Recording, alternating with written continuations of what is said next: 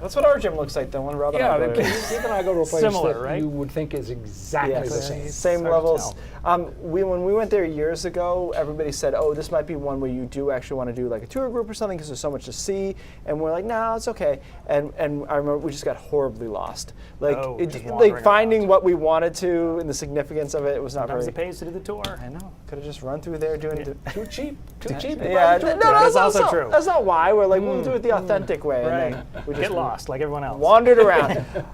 Guys, we've had a rainy day, a showery day. We're coming to the end of that, and then we're going to go back to the regularly scheduled sunshine, which is Great. kind of where we've been at lately. There's the last of the showers moving through western Maine right now. A little bit of snow on the back end of this.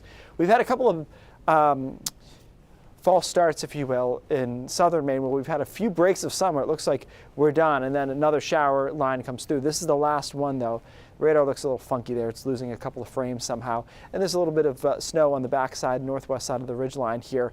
Some rain into down east Maine, but again, none of this was all that heavy, and so it really just played as light showers and a lot of clouds. And the cloud deck's still pretty thick. We had those few breaks. There's one that's just drifted into the mid-coast here, and there's another one back into the Lakes region of New Hampshire. But overall, we're going to just see a few peaks of sun before the sun sets. After that, temperatures fall rapidly. It's going to be quite chilly tonight. I showed you the map earlier where we'll be into the 20s pretty much everywhere. I think a place like Caribou, Fort Kent, Presque Isle have a chance to briefly be 18 or 19 degrees by early tomorrow morning. The sun brings us back up into the upper 40s to around 50, but I do think tomorrow's one of those days where it looks really nice out and then you step outside and say, okay, it's a little bit colder than I anticipated. We had a few of those recently, but still nice and bright.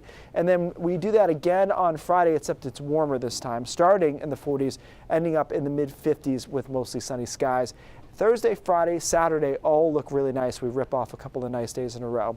As far as tonight's lows go, again, 20s, pretty much everywhere. Even the coastline, I think, gets down to the upper 20s. It's possible, although my crystal ball doesn't go out quite far enough for this, it's possible this is the coldest night we'll have until the fall after the summer. So keep an eye on that. Chilly air doesn't last long, though. There's that high pressure comes in Friday. Saturday look good. And then Sundays was a bit of a question mark, but I think it's trending in the right direction. This front nudges in, but kind of stalls just to our west here. And you'll see that happen on Sunday with showers into New Hampshire. There could be a shower over western and southern Maine, but I actually took it out of the forecast because I think there are so few of them that most of the day is just a mixture of sun and clouds, which will play out nice on Sunday. Monday looks all right, and then we end up with some showers through the middle of the week. So you'll see that I took the shower on Sunday. Again, there's an isolated possibility over western Maine. Mostly cloudy on Monday into the 60s, showers on Tuesday, 50s, and then we might be able to pop into the mid and upper 60s. Almost all of those temperatures, Monday, Tuesday, and Wednesday, are on the cool side of computer model guidance. So if we go in the other direction, so be it. But in the meantime, again, a couple of really nice days leading to the weekend here. Good stuff. Thank you, Keith.